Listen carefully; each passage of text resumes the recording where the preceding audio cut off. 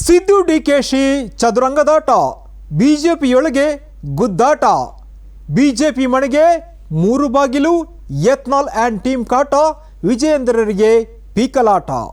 ಇದುವೇ ಸದ್ಯದ ಸ್ಪೆಷಲ್. ನಾನು ಶಂಶೀರ್ ಬುಡೋಳಿ. ಇತ್ತೀಚೆಗೆ ರಾಜ್ಯದ ಉಪಚುನಾವಣೆಯಲ್ಲಿ 3ಕ್ಕೆ 3 ಕ್ಷೇತ್ರದಲ್ಲಿ ಬಿಜೆಪಿ ಸೋತು ಸುಣ್ಣವಾಗಿ ಬಿಟ್ಟಿದೆ. ಅಂದರೆ ಇದೀಗ ಅಕ್ಷರಶಃ ರಾಜ್ಯ ಬಿಜೆಪಿ ಒಡೆದ ಮನೆಯಾಗಿದೆ. ಕಾಂಗ್ರೆಸ್ಸನ್ನು ಕಟ್ಟಿಹಾಕೋಕ್ಕೆ ಹೋಗಿದ್ದ ಬಿಜೆಪಿಯ ಸಾರಥಿ ರಾಜ್ಯದ ಮಾಜಿ ಸಿಎಂ ಯಡಿಯೂರಪ್ಪ ಇವರ ಪುತ್ರ BY ವಿಜಯೇಂದ್ರ ಇವರನ್ನೇ ಕಿತ್ತು ಬಿಸಾಡಲು ವಿರೋಧಿ ಬಣ ರೆಡಿಯಾಗ್ತಾ ಇದ್ದಾರೆ. ಹೌದು, ಇದೀಗ ಇವರ ನಾಯಕತ್ವದ ಬಗ್ಗೆ ಪ್ರಶ್ನೆ ರಾಜ್ಯದಲ್ಲಿ ಎದ್ದಿರುವಂಥದ್ದು.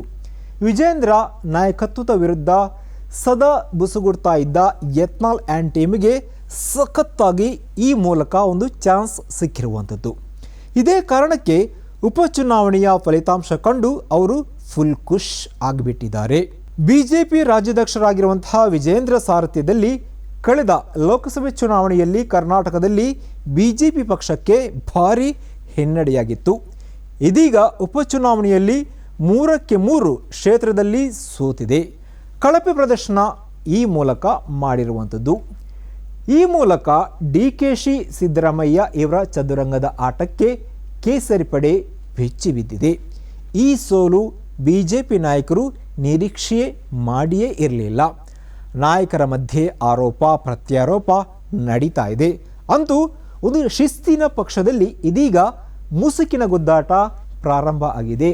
ಹಿರಿಯ ನಾಯಕರ ಅರಚಾಟ ಈಗಾಗಲೇ ಶುರುವಾಗಿ ಬಿಟ್ಟಿದೆ. ಅದರಲ್ಲೂ ಸಂಡೂರು, ಚನ್ನಪಟ್ಟಣ ಮತ್ತು ಶಿಗ್ಗಾಂವಿಯಲ್ಲಿ ಗೆದ್ದೇ ಗೆಲ್ತೀವಿ ಅಂತಿದ್ದ ಬಿಜೆಪಿ ಕಾಂಗ್ರೆಸ್ ಎದುರು ಇದೀಗ ಸೋತು ಶರಣಾಗಿ ಬಿಟ್ಟಿದೆ. ಸಂಡೂರು, ಚನ್ನಪಟ್ಟಣ ಬಿಡಿ, ಅದು ಜಾತ್ಯತೀತ ಮತದಾರರ ಭದ್ರಕೋಟೆ. ಆದರೆ ಮಾಜಿ ಸಿಎಂ ಬಸವರಾಜ ಬೊಮ್ಮಾಯಿ ಇವರು ಪ್ರತಿನಿಧಿಸ್ತಾ ಇದ್ದ ಶಿಗ್ಗಾಂವಿ ಕ್ಷೇತ್ರವನ್ನು ಬಿಜೆಪಿ ಪಕ್ಷ ಒಂದು ಲೆಕ್ಕಾಚಾರದಲ್ಲಿ ಗೆಲ್ಲಲೇಬೇಕಿತ್ತು. ಆದರೆ ಅಲ್ಲಿ ಆದದ್ದೇನು? 1994ರಲ್ಲಿ ಕೊನೆಯ ಬಾರಿ ಗೆಲುವು ಕಂಡಿದ್ದ ಕಾಂಗ್ರೆಸ್ ಇದೀಗ ಬರೋಬ್ಬರಿ 30 ವರ್ಷಗಳ ಬಳಿಕ ಬಿಜೆಪಿ ಭದ್ರಕೋಟೆಯಲ್ಲಿ ಜಯಭೇರಿ ಬಾರಿಸಿದೆ. ಅದು ಕೂಡ ಅಲ್ಪಸಂಖ್ಯಾತ ಸಮುದಾಯದ ಯಾಸಿರ್ ಪಠಾಣ್ ಇವರಿಂದ ಅಂತ ಪ್ರಮುಖವಾದಂತಹ ಅಂಶ. ಹೀಗಾಗಿ ಒಂದು ಕಾಲದಲ್ಲಿ ಅಥವಾ ಈಗಿನ ಕಾಲದಲ್ಲಿ ಮುಸ್ಲಿಂ ಅಭ್ಯರ್ಥಿಯನ್ನು ನಿಲ್ಲಿಸಿದರೆ ಅಲ್ಲಿ ಸೋಲು ಕಟ್ಟಿಟ್ಟ ಬುತ್ತಿ ಎಂಬಂತಹ ಅಭಿಪ್ರಾಯವನ್ನು ಈ ಚುನಾವಣೆ ಉಲ್ಟ ಮಾಡಿಬಿಟ್ಟಿದೆ. ಇನ್ನು ಅಲ್ಲಿ ಲಿಂಗಾಯತರೇ ಪ್ರಮುಖ ಮತ ಬ್ಯಾಂಕ್ ಆಗಿದ್ದರೂ ಬಿಜೆಪಿ ಸೋತದ್ಯಾಕೆ? ಹೀಗಂತ ಬಿಜೆಪಿ ದಿನವಿಡೀ ತಲೆ ಬಿಸಿ ಮಾಡ್ತಾ ಇದೆ. ವಾಲ್ಮೀಕಿ ಹಗರಣದಿಂದ ಹಿಡಿದು ವಕ್ಫ್ ನೋಟಿಸ್ವರೆಗೆ ಸರ್ಕಾರದ ವಿರುದ್ಧ ಕೆಂಡ ಕಾಡ್ತಾ ಇದ್ದ ವಿಜಯೇಂದ್ರ ಎಡೆವಿದ್ದೆಯಲ್ಲಿ ಅತಿಯಾದ ಆತ್ಮವಿಶ್ವಾಸ ಅವರಿಗೆ ಮುಳುವಾಯಿತಾ? ಬಿಜೆಪಿಯ ಕ್ಯಾಪ್ಟನ್ ಕಾಂಗ್ರೆಸ್ ನಾಯಕರ ಲೆಕ್ಕಾಚಾರವನ್ನು ಅರಿಯೋಕೆ ಫೇಲ್ಯೂರ್ ಆದ್ರ? ಹೀಗೆ ಹಲವು ಆಯಾಮಗಳಲ್ಲಿ ಚರ್ಚೆ ಬಿಜೆಪಿ ಪಕ್ಷದ ಒಳಗಡೆ ನಡೀತಾ ಇದೆ. ಈ ಉಪಚುನಾವಣೆಯನ್ನು ಗೆದ್ದು ಪಕ್ಷದಲ್ಲಿ ಇನ್ನಷ್ಟು ಪ್ರಾಬಲ್ಯ ಸಾಧಿಸಬೇಕು, ಮುಂದಿನ ಸಿಎಂ ಆಗಬೇಕು, ಹೀಗಂತ ಕೇಸರಿ ಪಡೆಯ ಸದ್ಯದ ದಂಡನಾಯಕ ವಿಜಯೇಂದ್ರ ಕನಸು ಕಾಣ್ತಾ ಇದ್ರು. ಅದಕ್ಕಾಗಿ ಏನೆಲ್ಲ ಕಸರತ್ತು ಮಾಡ್ತಾ ಇದ್ರು.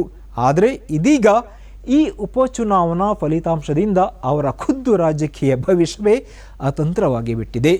ತಲೆದಂಡ ಆಗುವಂತಹ ಭಯದಲ್ಲಿ ಅವರು ಇದೀಗ ಇರುವಂಥದ್ದು. ಲಿಂಗಾಯತ ಸಮುದಾಯ ಯಡಿಯೂರಪ್ಪ ಪಾಕೆಟ್ನಲ್ಲಿರುವಂತಹ ವೋಟ್ ಬ್ಯಾಂಕ್ ಎಂದು ಭಾವಿಸಲಾಗಿತ್ತು. ಆದರೆ ಲಿಂಗಾಯತರ ಪ್ರಾಬಲ್ಯ ಇರುವಂತಹ ಶಿಗ್ಗಾಂವಿ ಮತ್ತು ಸಂಡೂರಲ್ಲಿ ಆ ಸಮುದಾಯದ ಮತಗಳನ್ನು ಸೆಳೆಯೋಕೆ ವಿಜಯೇಂದ್ರ ಕಂಪ್ಲೀಟ್ ಫೇಲ್ ಆಗಿಬಿಟ್ಟಿದ್ದಾರೆ. ಅವರೀಗ ಲಿಂಗಾಯತ ಸಮುದಾಯದ ಏಕಮೇವ ನಾಯಕರಲ್ಲ. ಯಡಿಯೂರಪ್ಪ ಕುಟುಂಬಕ್ಕೆ ಅವರದ್ದೇ ಸಮುದಾಯದ ಮೇಲೆ ಹಿಡಿತ ಇಲ್ಲ ಎಂಬುದು ವಿರೋಧಿ ಬಣದ ವಾದ. ಈ ಕುರಿತು ಹಲವಾರು ಚರ್ಚೆ ಕೂಡ ನಡೀತಾ ಇರುವಂಥದ್ದು.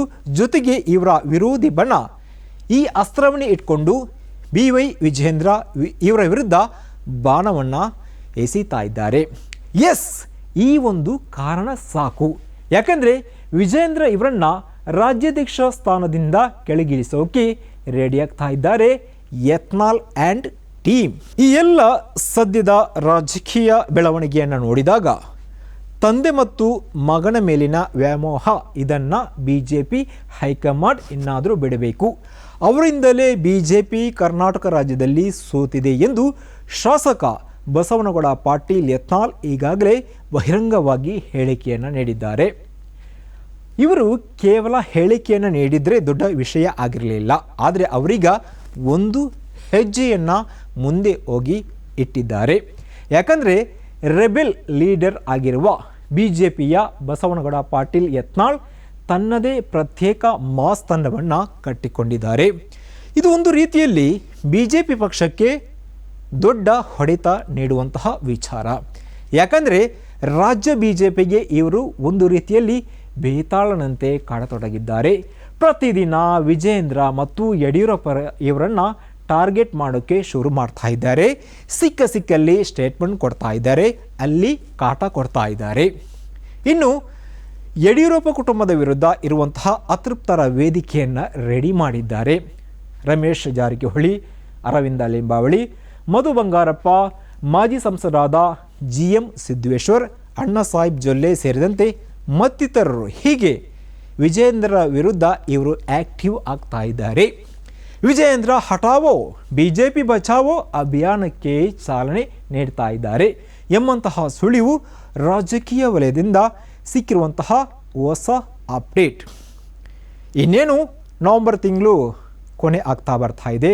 ನೆಕ್ಸ್ಟ್ ಮಂತ್ ಅಂದರೆ ಡಿಸೆಂಬರ್ ತಿಂಗಳಲ್ಲಿ ವಿಜೇಂದ್ರ ಇವರ ಲೀಡರ್ಶಿಪ್ಪನ್ನು ಕೇಂದ್ರ ನಾಯಕರು ಕಿತ್ತು ಹಾಕ್ತಾರೆ ಹೀಗಂತ ವಿರೋಧಿ ಬಣ ಹೇಳ್ತಾ ಬರ್ತಾ ಇದೆ. ಆದರೆ ಒಂದು ಮೂಲಗಳ ಪ್ರಕಾರ ಸದ್ಯದ ಪರಿಸ್ಥಿತಿಯಲ್ಲಿ ದೆಹಲಿ ನಾಯಕರು ವಿಜೇಂದ್ರ ನಾಯಕತ್ವವನ್ನು ಪಲ್ಲಟ ಮಾಡುವಂತಹ ದುಸ್ಸಾಹಸಕ್ಕೆ ಕೈ ಹಾಕುವಂತಹ ಸಾಧ್ಯತೆ ಇಲ್ಲ ಎಂಬಂತಹ ಮಾಹಿತಿ ಒಂದು ಮೂಲದಿಂದ ಕೇಳಿ ಬರ್ತಾ ಇದೆ. ಆದರೆ ಎಲ್ಲಿಯವರೆಗೆ BJP ಹೈಕಮಾಂಡ್ ವಿಜೇಂದ್ರ ಲೀಡರ್ಶಿಪ್ಪನ್ನು ಬದಲಾವಣೆ ಮಾಡುವುದಿಲ್ಲವೋ ಅಲ್ಲಿಯ ತನಕ ಈ BJP ಪಕ್ಷದ ಒಳಗಿನ ರೆಬೆಲ್ ಟೀಮ್ ಸುಮ್ಮನೆ ಕೂರುವಂತಹ ಲಕ್ಷಣ ಕಾಣ್ತಾ ಇಲ್ಲ. ಈ ಎಲ್ಲ ಬೆಳವಣಿಗೆಗಳನ್ನು ಕೂಲಂಕುಷವಾಗಿ ನೋಡಿದಾಗ ಒಂದಂತೂ ಪಕ್ಕ ಆಗ್ತಾ ಇದೆ, BJP ಪಕ್ಷ ಮನೆಯೊಂದು 3 ಬಾಗಿಲು ಆಗಿಬಿಟ್ಟಿದೆ. ಇದುವೇ ಸದ್ಯದ ಸನ್ಮಾರ್ಗ ಸ್ಪೆಷಲ್. ನಿರಂತರವಾಗಿ ನೋಡ್ತಾ ಇರಿ ಸನ್ಮಾರ್ಗ ನ್ಯೂಸ್, ಸುದ್ದಿಗಳ ಸಂತೆಯಲ್ಲಿ ಸತ್ಯದ ಮೊಂಬತ್ತಿ.